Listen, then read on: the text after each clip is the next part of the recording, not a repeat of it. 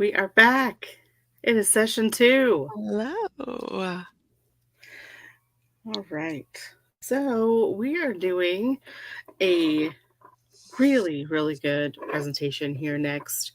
And Jennifer was so kind to sit with Dixie and to be able to share this with you guys because we really are looking forward to getting this good information out to you. So I will do a short disclaimer in that she had to step outside to do this, and it slowly got darker and darker, but it's all there. She's just kind of speaking in the dark a little bit. So here we go. all right.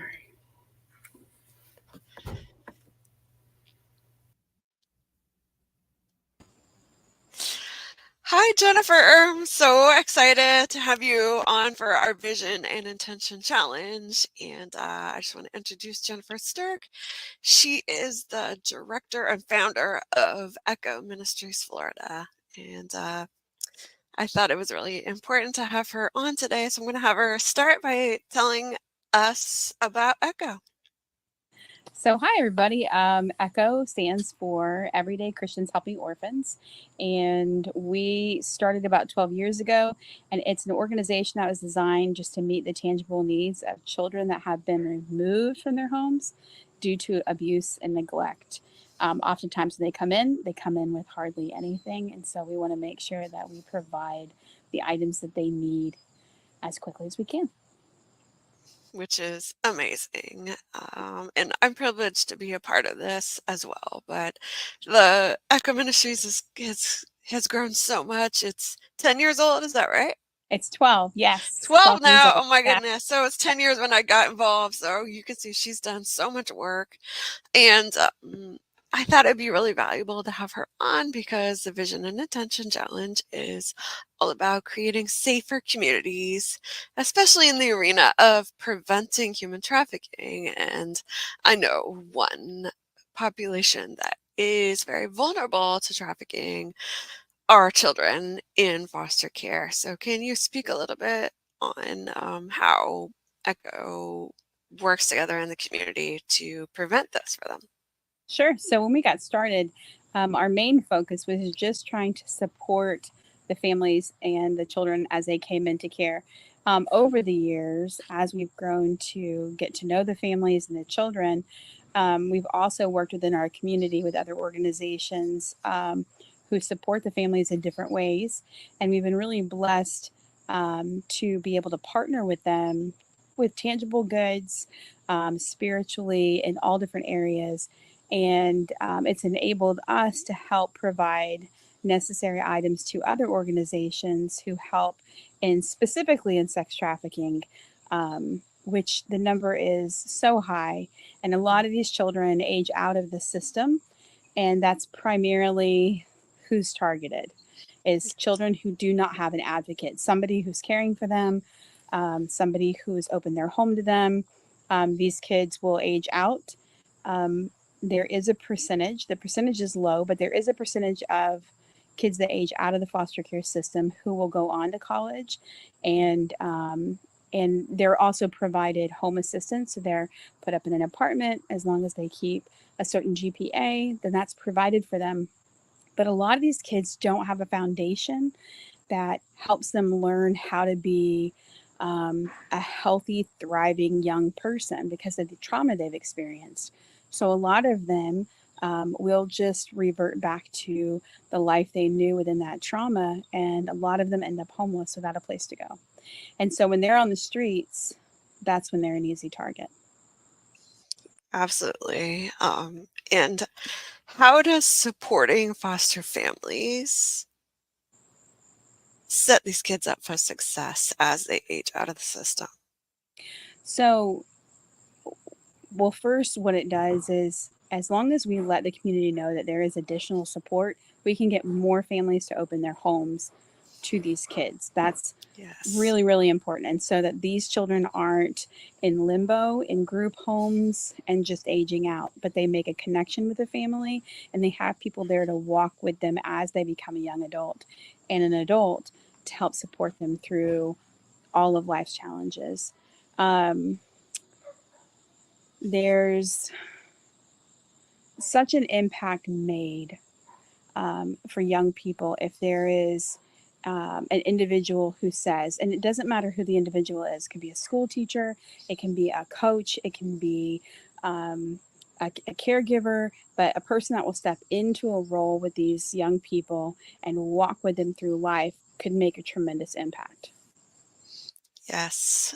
And as working with Echo, we do get to know a lot of the families that are repeat customers. They come in every month or every other month, or even if they only come in once a year for the actual extra, bump at Christmas time or whatever. I think it makes a big difference for the families not to have to worry so much about clothes or diapers or all those little things that adds up, where they can not worry so much about the material things, but also have that that I don't know, brain space to to give a little bit more care and focus on the kids, and being like it's completely there for them when they do need it. And you also kind of get to know the kids sometimes. Right.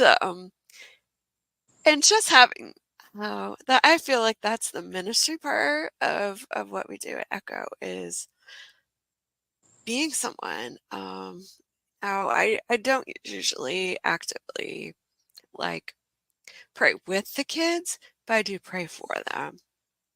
And also just a smiling grown up in their life, someone who's happy to see them, someone who is trying to make sure that they get something they want and not just what they need, and something special that's just for them.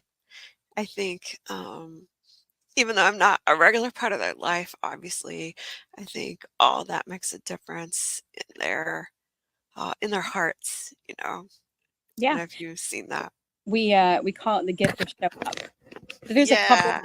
there's a couple different I think aspects of the ministry that we do that makes an impact, and that being one of them is being consistent and being there. I We've got a young boy that comes to the Hardy County shop, and he expects to see me every single time the door opens, and he knows that he always needs batteries, and he always loves Legos, and I know his pant size, and all of those things matter to him, and me being there matters to him. And it seems so simple, but when you are a traumatized child and things are so inconsistent in your life, and just the simple consistency matters. And then the spiritual aspect of it, which is what you were just talking about, is really getting in with these families and praying with them, and you get to know them. They're comfortable enough to ask you when they walk in the door. They know they're coming into a Christian organization, so they know that if they feel led and they need to, they can reach out to us and ask for prayer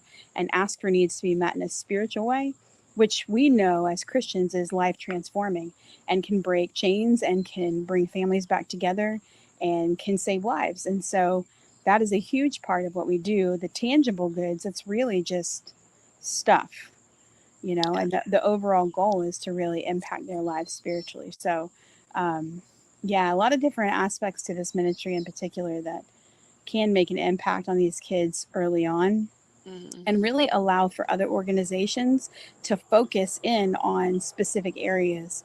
And that's one of the really cool things I think God's doing right now. Um, that is not just meeting the needs of kids in foster care, but also if we stay in our lane and we meet these specific needs with these kids right now, then there are other people who can rise up and are rising up who can focus in on their area of ministry. And as long as we're all running strong and running with God, we can really make a difference in these kids' lives so they don't end up homeless on the street. They've made connections with families and with other organizations and local churches, which is huge. And they've got a good support group when they age out, or they found a family that's their forever home, and that takes tons of them off the streets, and that's really the goal. Yeah. And I think, obviously not all the families that come in to the shop, or the shops, I should say, because it's not just my shop. How many shops are open now? 5. 5, and one more soon, right? Hopefully, yes. It's so exciting. We're all like, yeah. But they're obviously not all Christian families, right? Right. But Oh, yeah. that's The okay. majority of our families are not Christian families, but that's not the Right. expectation when they walk in Right. the door that they have to be Christian. We just want Exactly. them to know that we are and why we do what we do, so that if they want to know more about Yes. that, we're there to share it. Absolutely. And I think it's just a great opportunity for us to be the hands and feet of Jesus, like loving our neighbors. It's just like, it seems so simple, but Yeah. it can be so powerful. And uh, I was going to ask one more thing about, and now that you've been doing this for 12 years, do you have any success stories to share of older kids that have maybe aged out that you have heard? So one of the things with this ministry is kind of interesting is, and I always describe it to some of the other ministries we work with, is we're kind of like the watering can in this scenario where there's a seed planter, there's a watering can, and there's somebody who gets to reap the harvest. And we're the watering can. We're like the guy in the middle that just shows up every day, serves the people, loves the people, and we may not be the one that plants the seed, and we may not be the one that sees the harvest, but we're consistent in our watering can. And so a lot of our success stories tend to be, I think, retention on people serving within the ministry. I think just the testimony of what God brings in for these kids and how He brings it in. So incredibly that it just seems impossible, but there it is. Things that will show up before holidays, things that will appear that are needed from families that will just come immediately. And it's just the success stories are in God showing up in the place that we're serving and meeting the need immediately for that person or in the right time for that person. And He shows Himself to them, and it's a conduit. So it's just through us that He gets to show Himself to them. And those are the amazing stories. And we get those from our directors, which is awesome. Um, and so I always tell one early on when we first started, we had a family that had contacted me and said they needed a high chair. I heard high chair, but it was high chairs. And Mm. she had two twins. And so we got a high chair and I called her to come get it. And she said, "Oh, I needed two." And I said, "Oh, okay, well, I'll put in, I'll just let people know. We can put a request out for another one." So, like a couple days later, my husband pulls up to the shop and he has the same style high chair, same color, same everything in the back of his truck. He's like, "Hey, I had a family donate this to me." So I got to call her and say, "Hey, I've got your second high chair. It's identical for your identical twins." And so it's just stuff like that that I think just makes such an impact for the caregivers to know that God is here and He hears them and He knows their needs and He's going to meet it, and that they can go to Yes. Him for anything, and that these kids see faces that are the same faces when they walk into the shops, that they're there and that they care. And just I want to say the kids alone, um, being able to know and be confident that they can count on us when they need something, and that we enable the church to really step up and step into these kids' lives Yeah. where there seemed to be a gap before, unless you were fostering or unless you adopted, but there was not that space for you to get to know these families and these kids, and now God's created that way. So those would be my best amazing stories would be I those have stories. one.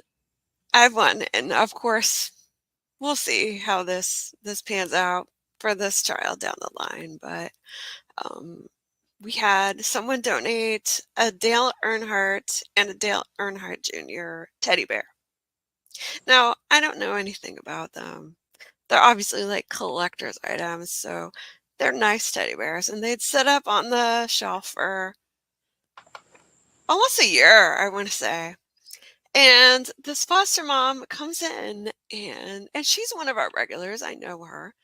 Um, and and she pulls down the Dale Earnhardt bear, and she's like, "I'm getting this for the little boy because he just lost his grandpa, and his grandpa loved Dale Earnhardt." And I just feel like it's such a it's not just a testimony to God's goodness that that bear was still there for him, but that this enables him to stay connected to his roots, and that might make the biggest difference for him down the line as he gets older.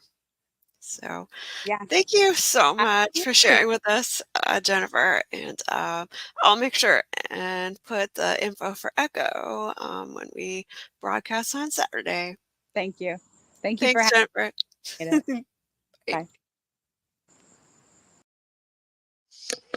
All right. Yeah, I saw what I was talking about it getting real dark because obviously it was getting late, and even in Florida in the summertime it gets dark once you get past 8:30. So um, I just wanted to share a few things to follow up on that. I do have Echo Ministries website ready for you guys as well, but I have a short presentation about kind of how we as a community can step up and support the foster kids in our own areas, because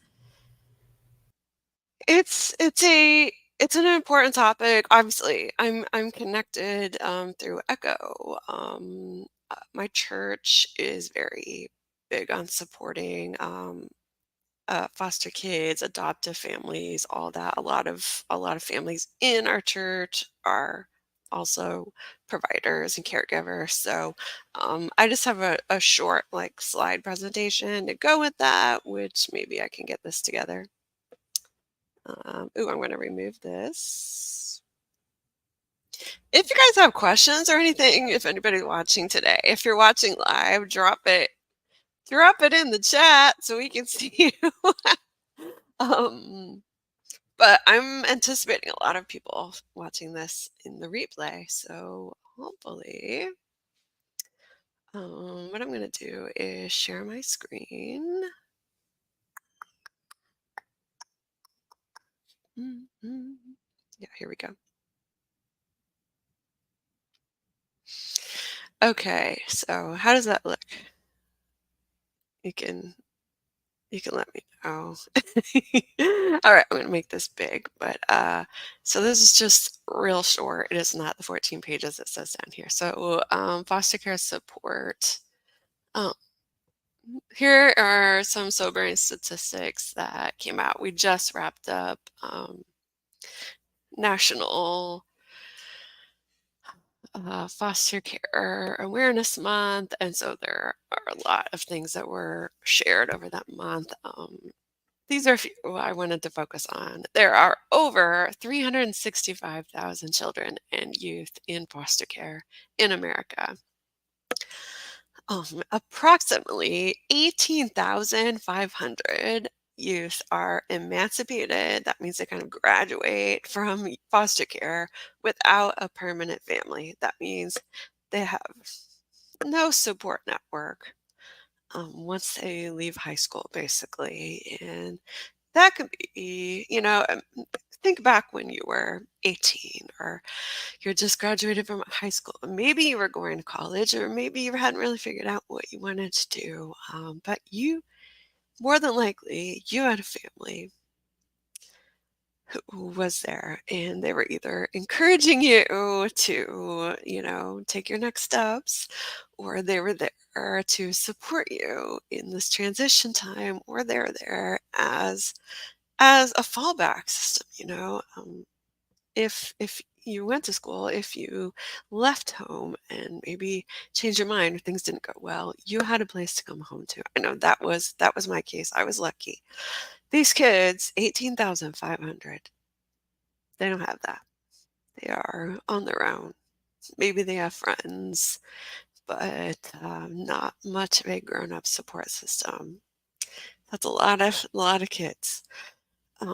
This one, up to 60% of child trafficking victims are or have been in foster care. Now, since we are a anti-trafficking organization, Bring Freedom, that's something I want us to be aware of. And maybe some of you are aware of this, And maybe you're not, but it is something to keep in mind as as we move forward and as we're focusing on creating safe communities, right? Why are they vulnerable? Well, traffickers exploit vulnerabilities such as poverty and a lack of familial support and protection. So that just the lack of familiar support and protection, that alone makes it vulnerable to traffickers. A nonprofit advocacy organization, National Foster Care Youth Institute, estimates up to 60% of child sex trafficking victims are or have been in foster care. About a third of 335 youth at increased risk of trafficking surveyed by their researchers in 2021 and 2022 for a federal study said running away or being kicked out preceded their first time being trafficked. Um, it's just a fact of kids in care that a lot of them run away if they have a trauma background, which almost all of them do. They are likely to run away. Both of these things that makes them vulnerable. Those who were trafficked were more likely to have multiple out-of-home placements and episodes of going missing. This is just like the straight backs. They're just more vulnerable because they're out of the home. Ways for everyone to help. Okay, first of all, there is a need for safe foster families. I want to encourage you, if you have the capability at all, become a foster parent. Sign up, start the paperwork. It is a long process to get approved, but the need is great. And especially for kids, teens, middle school, high school, there is a shortage of foster parents for teens and sibling groups. If you have the space, open your heart, open your home to a sibling group. I want to encourage you. It is vital for the health of our communities. Be a part of the solution. There is also a shortage of social workers, and the system is stretched. The overwork system means kids slip through the cracks, and many kids who run away or get kicked out or just go missing, even if they have good foster families, they're not reported missing by the state because all of this means everything goes through the state, and if the social worker misses it or gets distracted or busy, they're not going to be reported missing, which means they're even more vulnerable at being trafficked. So, I want to encourage those of you who are maybe thinking about it, become a social worker or be a part of the solution that way. One way each one of us can help is through community involvement. Volunteer as a respite caregiver. Encourage your own church or local community groups to get involved. Donate to organizations who are already working. That could be, you can also volunteer with those organizations like ECHO. Because the more people that are working together, the more success we're going to have, the more kids we're going to help, and the more we're going to protect them and have healthy, safe communities, right? Here are some nonprofits who help foster groups, foster kids, foster families. Most of these are national groups. Foster Care to Success, Together We Rise, Think of Us, Children's Defense Fund, Dave Thomas Foundation for Adoption, A Sense of Home, National Foster Youth Institute, Foster America, Children's Foundation of America, and America's Kids Belong. And this is the website right here of Echo Ministries, echominfl.com. And of course, we focus in Florida for that organization.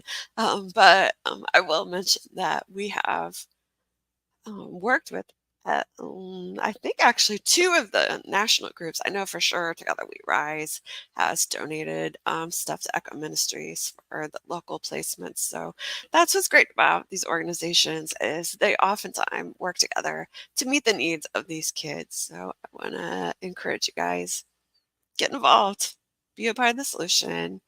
Um, it takes each of us working together to create safe communities.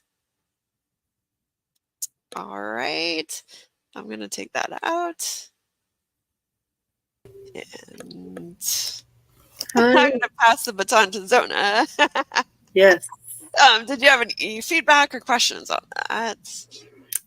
Well, I do want you to know that I have my tag from Wendy's that helps support their adoption funds and to support foster families. So Yes. anytime right around Christmas that you see the little frosty tags that they sell, I Yeah. think they're only $1. Like it's a really good deal. Yeah. I think the last time I got them it was like $1.99, $1.99, so like Okay, $2. yeah, And $2. you have that tag it's good for a whole year. Yeah. And you can get a mini Frosty anytime you Hmm. go to Wendy's. But yeah, those donations go straight to that organization that supports adoptions, which is amazing. I know through that organization, they fund adoptions, so foster kids get adopted for free. So Yeah. that is powerful. Yes. I love that. And, you know, anything we can do, especially if eating ice cream helps prevent trafficking. How crazy is that? That's always a bonus. Yes. All right. So I'm going to pull up my presentation, All right. which I'm not going to go into some of the details of the slides just because Abdallas really did a great job of covering a lot of basics. So Yeah, she if did. there are things that it seems like I'm kind of skipping over, go back and watch the 2 o'clock. No, you got a little glitchy there. Are you still connected? May have lost Zona, so I'll stay on until she regroups. And she may have to disconnect and rejoin me in a bit. Let me text her. So if anybody has questions or follow-ups or even testimonies, go ahead and drop it in the chat or send us a message. I'd love to hear it. All right, Zona, you good? I'm missing you again.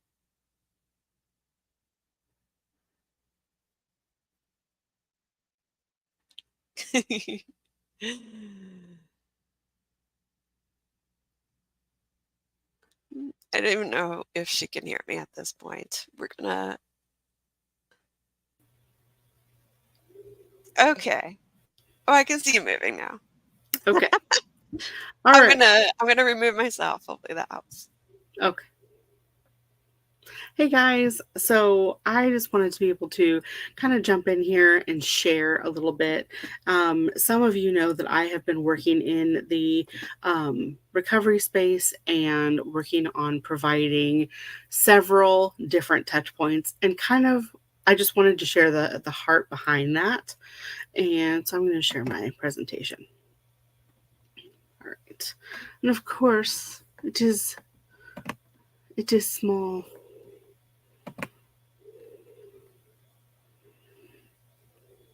Okay. So, one of the reasons that I'm actually sharing this information is because I wanted to talk about the deficits faced by survivors with co occurring disorders. And one of the things that I had found through quite a bit of my work was just how much overlap there is, whether there is mental health concerns or the propensity or any sort of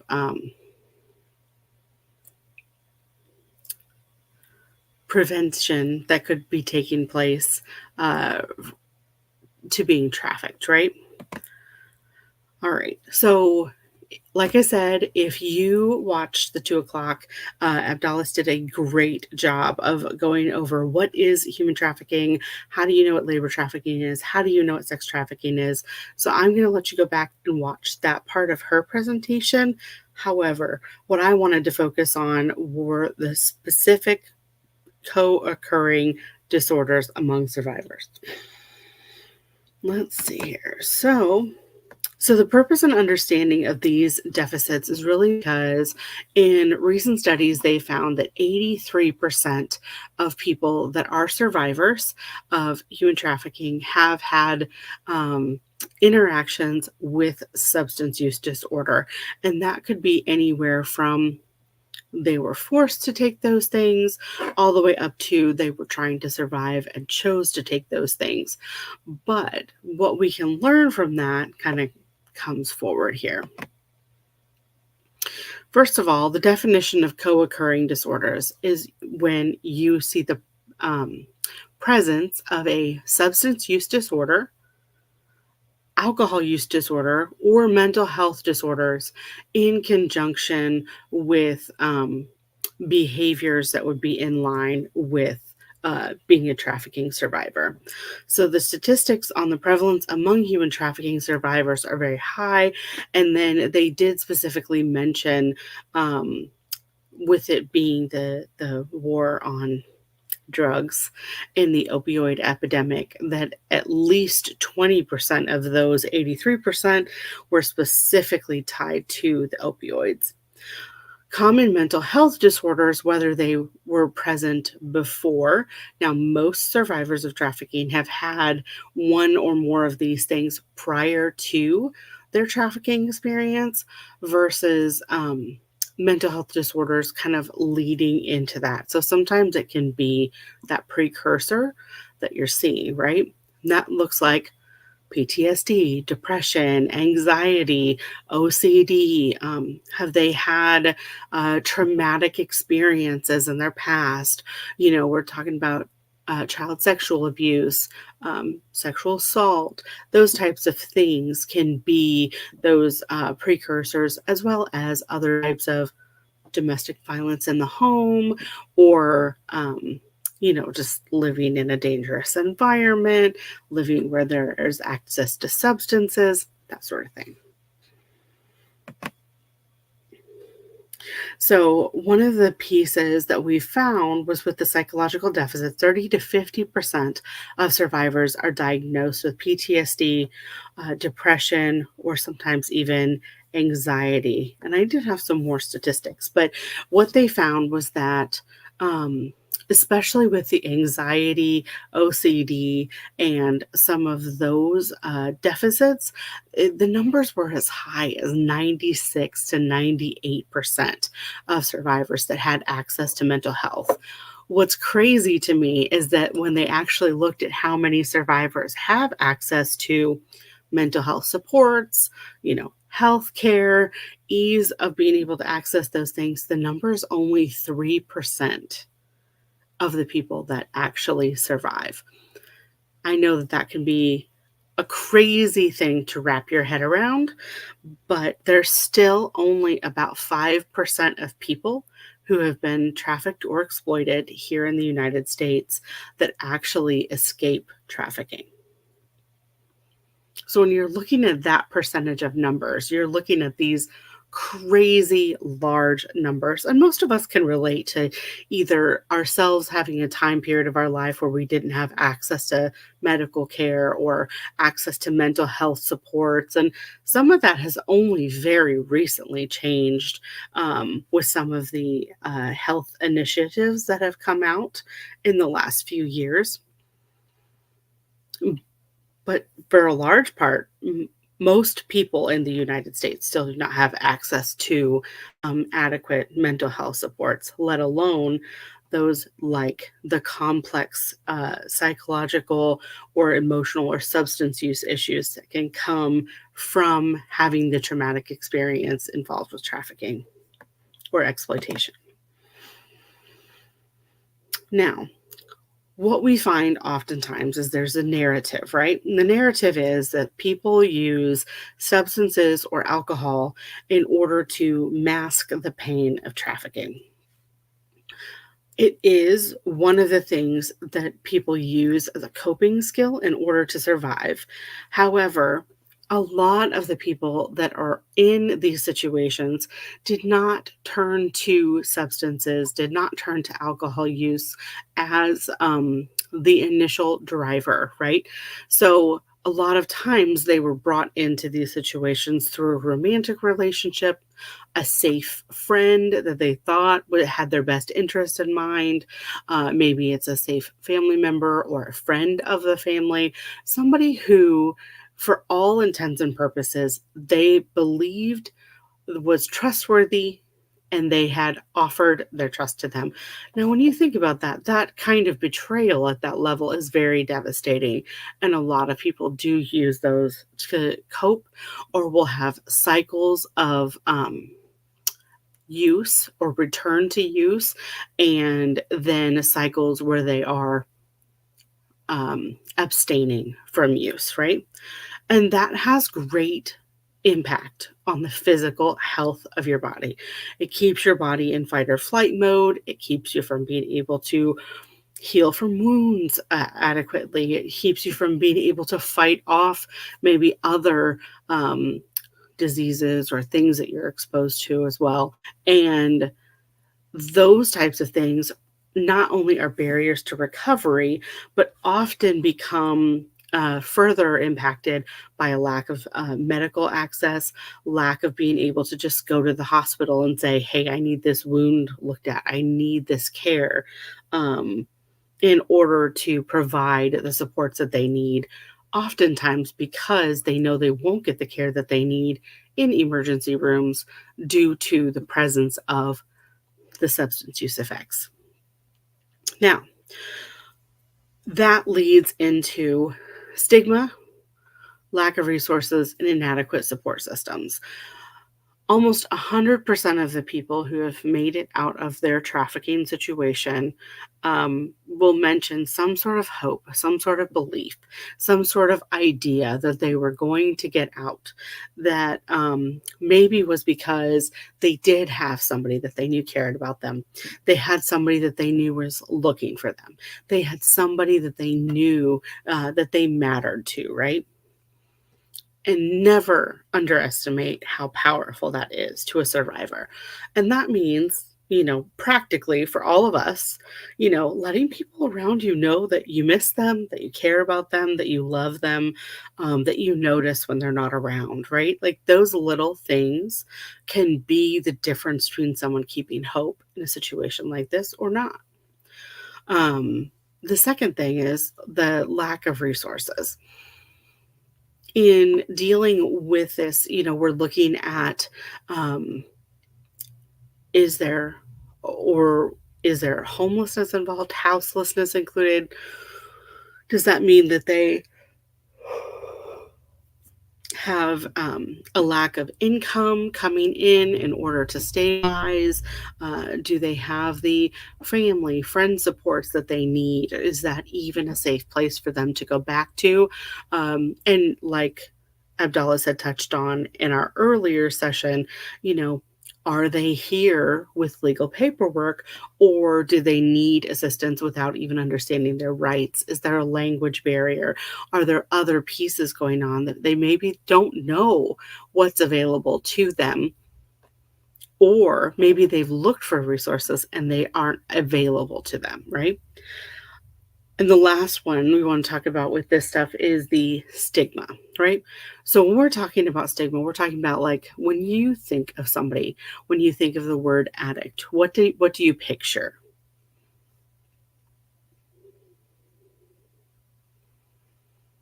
You're probably picturing somebody who you would consider strung out, aggressive, ill kept, ill managed, right? You're looking or you're thinking to yourself, it's somebody who doesn't care about themselves very much. Well, I think a lot of the time when there are supports available or resources available to someone who is in that survivor situation, it can be very common for their own internalized stigma and social stigma to prevent them from reaching out and getting the services. Or maybe they've tried services in the past and it didn't work.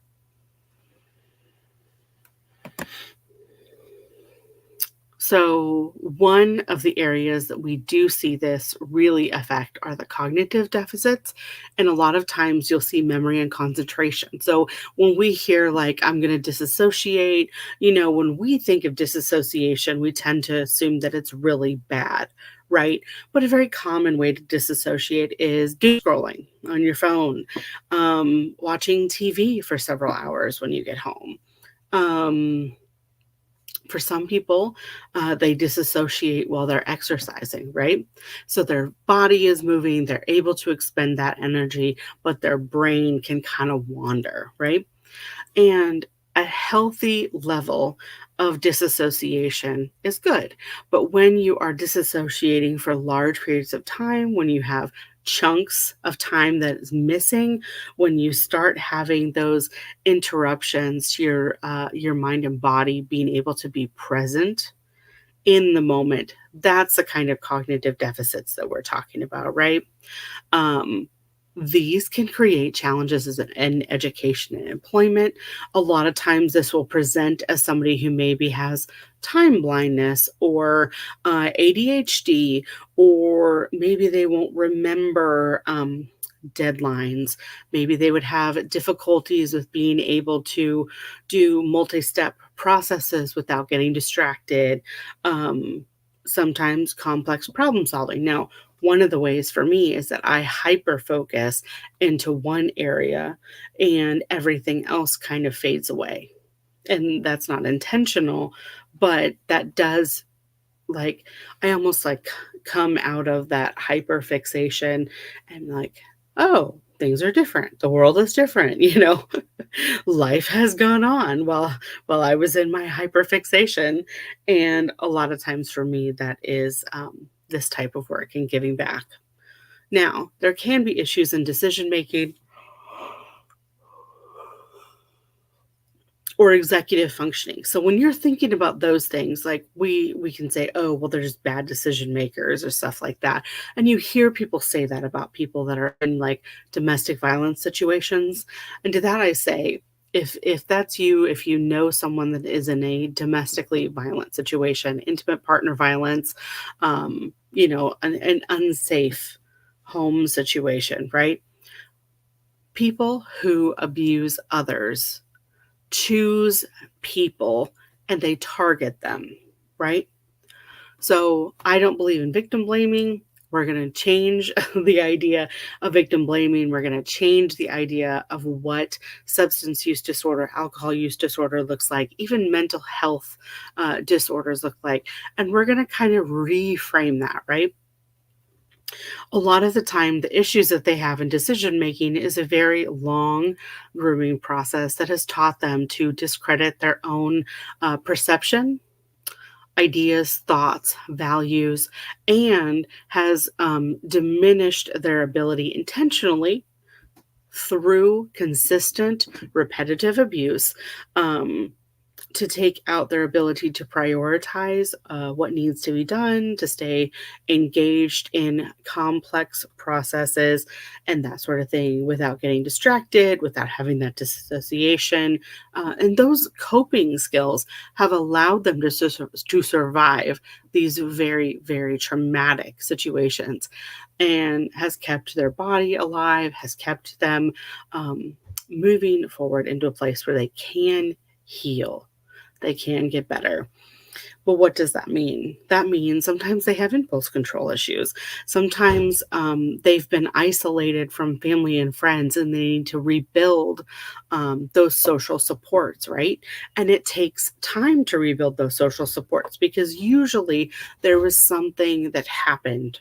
Maybe it was a family member or a friend that warned about a partner who was abusive or behavior that they were concerned about. And it's possible that the survivor even defended that person. Remember, a lot of people get into their trafficking situation through an intimate partner, a boyfriend, a girlfriend, a relationship, somebody who's supposed to be safe. And that person will cause issues with friends and family that can cause there to be rifts in that social structure when the survivor is getting out and trying to rebuild their life, right? Sometimes the survivor will not have the ability to explain fully the process of how something happened or how they ended up somewhere or something like that. And for family and friends, that can be a little disconcerting, especially if you've never experienced that yourself or you've never been intimately involved with someone who had that situation. All right, so that does bring me right into our social and relational deficits. Um, a lot of times there is a massive amount of isolation just because the survivor doesn't even know necessarily what it is that they need, right? It takes time to come out of the grooming and to even begin to put together like a plan for your life. And with it being so common in our culture to victim blame those who have mental health issues, or it's seen as like a morality judgment of like, oh, well, you're not a moral person if you've used substances or alcohol use disorder, or if you have, the memory issues or tendency like the PTSD or other things that come out of this, the codependent behaviors, right? It can feel almost overwhelming the length of time that it takes to make new friends because of how much energy there has to be before you can build trust, right? Especially if that person has been trauma bonded. They're having to break those immediate ties that come through trauma bonding, which are never healthy, right? And learn to make new ties slowly and set boundaries. And what do boundaries look like? And they're still also working, hopefully, with mental health supports, hopefully, with peer support individuals for any substance use or even mental health or alcohol use disorder in order to help them build out what does a healthy social environment look like for them. That can't be built overnight. That doesn't just happen while you're in a shelter. A lot of times it takes being stabilized, it takes having adequate employment, it takes having consistent access to food in order for those fears to allow you the opportunity to actually come out of those fears and to start looking and going, what do I want in a friendship? How does a healthy relationship work? How do I redefine relationships or rebuild relationships that were hurt during this scenario that really wasn't my choice, wasn't my preference, but it still happened, and my family and friends were affected by that as well. A lot of times in those trafficking situations, you find people have, through necessity, um, gotten rid of regular interpersonal skills. Um, the soft skills at work, like being able to do small talk, being able to discuss things with a coworker, having solid boundaries where you're not telling absolutely everyone everything that's going on and trauma dumping, but you're sharing an appropriate amount of information, being able to take into consideration what is appropriate for this setting, what is appropriate for the relationship that this person is to me, what are the physical constructs, like what clothing types should I wear, what are the verbiage or vocabulary of the situation that I'm in. And a lot of that, when you're in survival, you don't have the opportunity to take those things in, and those things kind of get pushed to the back burner.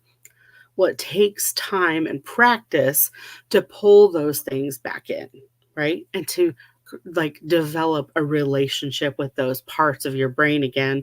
And those assessments, which goes back to the last one, where they've been taught to discredit their own perception, what they think or what they feel. So a lot of times they're looking for very outwardly, openly, um, distinct approval, expectation, explanation, that sort of things. I guess I didn't even check if you guys have any questions. If you have questions, definitely send them in.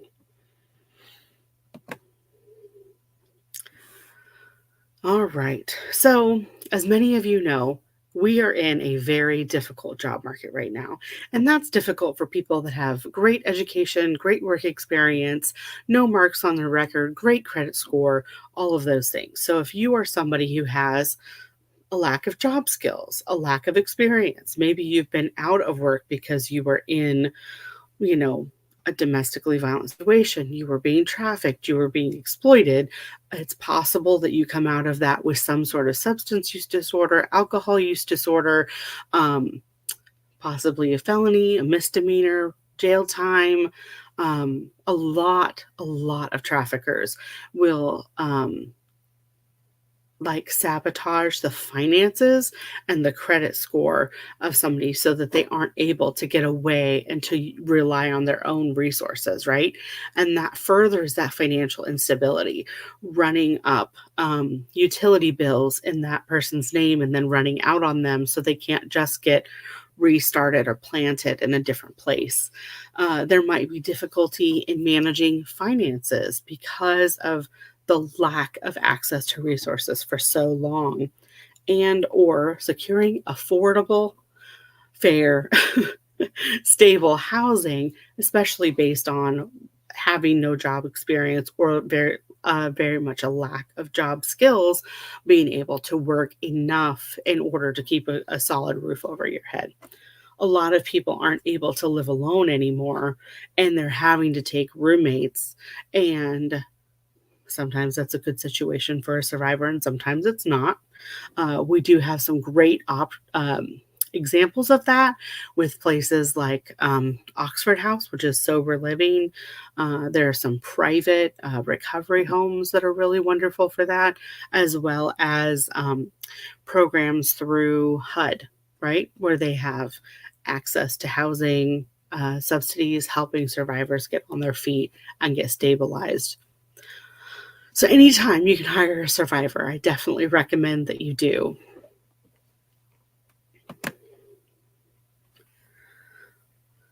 All right, so I do think we kind of already talked about that, except for inadequate or culturally insensitive treatment options. We are still facing quite a few insensitive treatment options or treatment options that just don't work.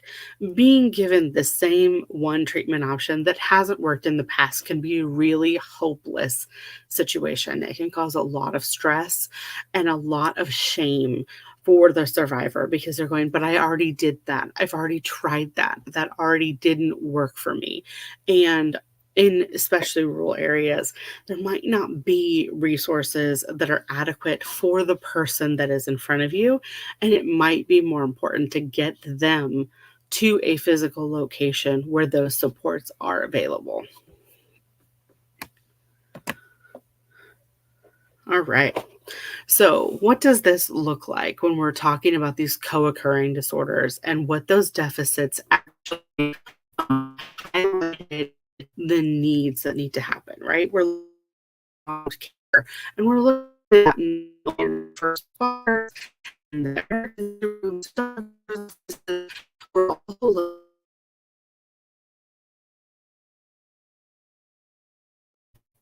personnel, people that are in or maybe helping them get their children back from a situation, or maybe it's with people in the school system so that they can help get their family restabilized. Um, Having integrated treatment programs that also include the children. Anytime you have a parent that has experienced human trafficking, sexual exploitation, labor exploitation, or any type of domestic violence, those types of things, you want to make sure that you are taking care of the kids getting them the mental health help they need. Yes, children are resilient, but children also need to process through those emotions and those experiences that they've had and those traumas and have healthy ways to cope with those things. Because the earlier you can work on kids having other coping skills than just what has been modeled, then the longer you're going to have um, them to maintain their own mental health, to consistently work on their own processes, and you also prevent them developing their own substance use or alcohol use.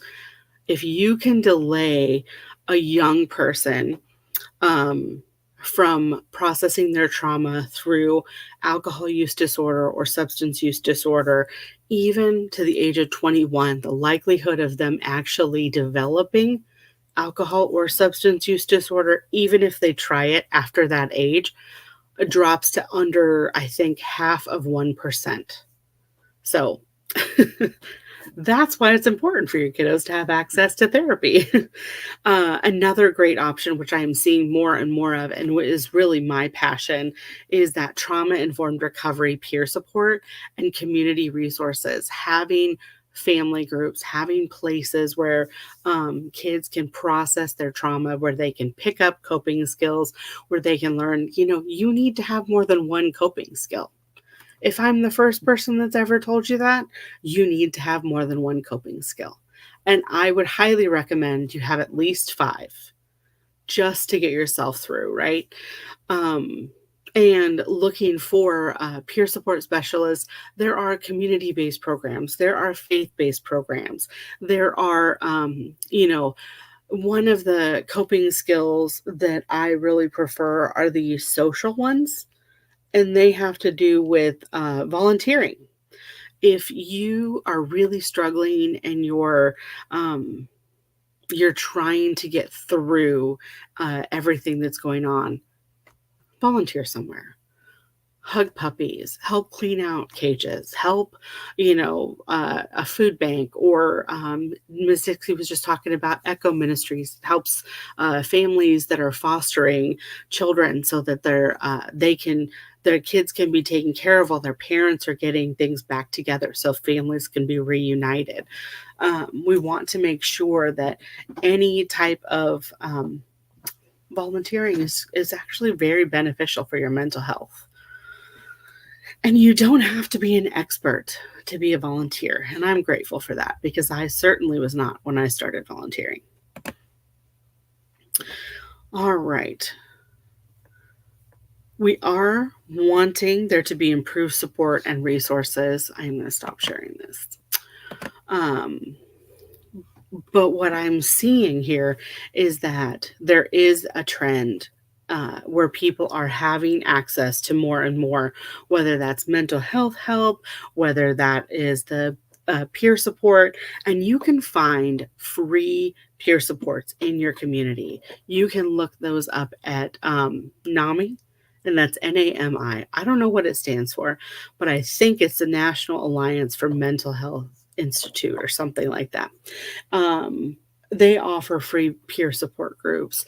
An organization that I do work with is Faces and Voices of Recovery, and they offer a lot of either free or reduced peer support for recovery or mental health. There are so many places that you can go now that is not cost prohibitive, and I recommend take that journey, start to explore that path, start to figure out what it looks like, because those things help prevent the likelihood of future trafficking, of being able to be groomed, of being able to be put in these situations where you might be violence domestically and that sort of thing. And all of that simply strengthens you for the future. So, yeah. All right. That was amazing and super informative. So if you guys are just tuning in, go back and watch that again. That was awesome. Thank you. And, really not just informative, but, I think it really kind of like sparks some ideas of, oh, this is something that I can help with, or this is an arena that I can, sow some prayer. Yeah. So definitely like volunteering, Mhm. praying, um, donating, all those things are All those something things. everybody can do, Right. right? Mhm. Well, was there anything else we were prepared to share today? Well, make sure you guys are joining us on Tuesday nights for prayer. Yes. We do consistently have prayer. And then we will have our next training, which is our safe and sound. Mhm. And I am looking forward to that. And that's going to be Yes. August 2nd and 3rd. Yes. And here is the video. All right. It's thinking about it.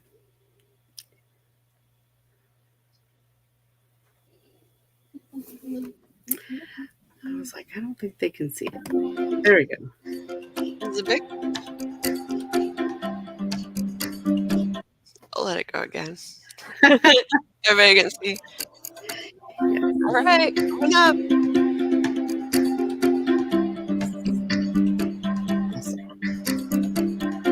We'll see you August 2nd and 3rd. And I am looking forward to all that that's going to bring. But in the meantime, um, Yes. try to do one thing to work on your mental health or to develop a new coping skill. I love that. What are your 5 coping skills, Zona? Well, I would like to say that I don't doom scroll, but I absolutely do. That is one The of doom mine. scrolling is one. Oh, Doom scrolling is one. That's usually when I'm just like done. yeah. Okay. Cooking. I really, really enjoy cooking, and it's kind of one of those processes that helps me kind of focus into something that is good for me. Um, Exercise is one, but I would say that I've been so busy that I have not Well, been and you've been faithful. recovering from some health things too, so. Right. Drives in the country is Oh, absolutely yeah. one of mine. Just, being outside, I think makes a big difference. Hmm. Looking at water. Hmm. I would say I need a beach day just for mental health, but we have a lot of lakes in my area, so just going out and It's true. enjoying, the beauty outside. Mm. Oh, and I think that don't you have emotional support straws? I do actually. It feels like I have to have one for caffeine and one for Like, hydrating. my water one is I left it in the other room because I had to hop on, but, Oh, one of my friends got me this, and I don't oh, know if how we'll show you, cute. but it That's says not "Not today, focusing. heifer," and it makes me real That's happy. But it's awesome. pointed towards me, so it's not Yeah. saying anything to you. But sometimes you just gotta laugh at yourself a little bit. I agree. I think humor is a coping skill also. Just I discovered on the Angel Studios app, Hmm. they have dry bar comedy. So you can just go on and enjoy clean comedy on there. So That's if you're ever awesome. I like, did I not just know need to that. laugh. Yeah, Yep. you don't All want to end right. up on the wrong side of that. Exactly. Exactly. Well, the That's wrong side why of comedy things on like YouTube and stuff. yes. That's why the dry bar comedy is good. It's Hmm. always clean and doesn't even delve into some questionable language. So it's always fun. All right. Thanks so much for joining us today for Yeah. another exciting training challenge. And we'll see you in August in almost exactly 2 months for Yeah. the next one. All right. Thank Bye, you. guys.